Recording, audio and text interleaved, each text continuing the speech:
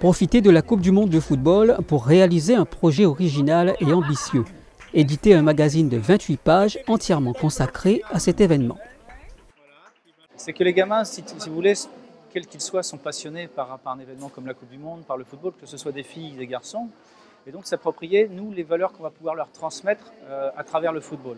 Parce que le football, on peut le voir comme quelque chose parfois de négatif, on va parler d'argent, on va parler de tout ça, mais le football, c'est aussi une formidable école de vie. Donc comment est-ce qu'on peut travailler autour de ça? C'est aussi, quand on parle de l'équipe de France aujourd'hui, elle est représentative aussi d'une société. On voit toutes ces vagues d'immigration que la France a connues, et le plus beau peut-être flambeau de tout ça, symbole de tout ça, c'est peut-être l'équipe de France aujourd'hui. Ah, et ben voilà, on l'a refaite ici avec des élèves. L'aventure a commencé en septembre 2017, lorsque l'association Foot Citoyen, basée à La Paillade, propose à la classe de 6e 4 du collège des Escoliers de la Mosson et à la classe relais de 7 de créer un magazine. L'intérêt, c'est que ça permet surtout à des scolaires de la classe relais, qui sont des élèves souvent en décrochage ou qui manquent d'appétence, qui ne sont plus dans une dynamique d'apprentissage, de renouer justement avec ces apprentissages. Et en utilisant le biais du football et puis des valeurs que ce sport véhicule en principe. Donc on revient sur les fondamentaux. Et ce qui est intéressant, c'est que c'est une matière qui permet de mettre du sens au travail scolaire. Le sommaire, l'édito. Et ici, on a voulu, on a mis tous les jeunes qui ont participé, qui ont construit un peu Durant plusieurs mois, une trentaine d'élèves ont planché sur l'histoire de la Coupe du monde de football de 1930 à nos jours.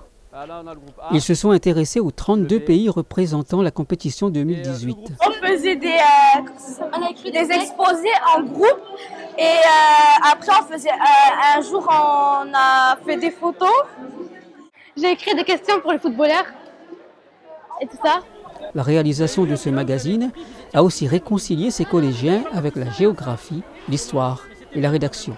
C'est le but de la manœuvre, c'est-à-dire retrouver goût à étudier, mais sans avoir l'impression de subir, mais être acteur. Et je crois que c'est très important pour ces élèves-là. Mais ce que l'on fait avec ces élèves devrait, je dirais, s'élargir à l'ensemble de la population scolaire, déjà depuis l'élémentaire jusqu'au lycée.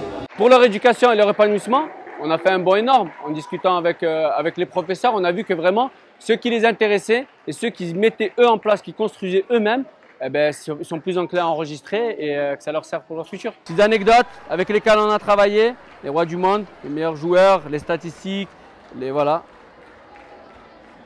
La petite histoire de Pelé, petite interview de Younes Abdelhamid, international marocain qui n'a pas pu participer à la Coupe du monde, mais qui est de la ville de Montpellier, et plus précisément de Paul Valéry.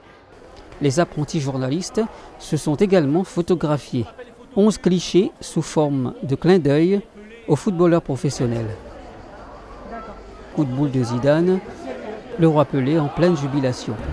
Sur un bateau, donc eux, ils ont fait la même chose. Voilà. Et tu vois, sur le bateau, ils faisaient de l'équilibre. Et donc là, les élèves de la classe de 6e, ils ont refait la même chose. Là, c'est Pelé, donc ils ont fait parce qu'on a travaillé. Les photos seront exposées dès la rentrée à Montpellier et à Sète dans les clubs sportifs. Le magazine, tiré à 2000 exemplaires, sera disponible gratuitement chez les commerçants de La Paillade et au local de l'association Foot Citoyen.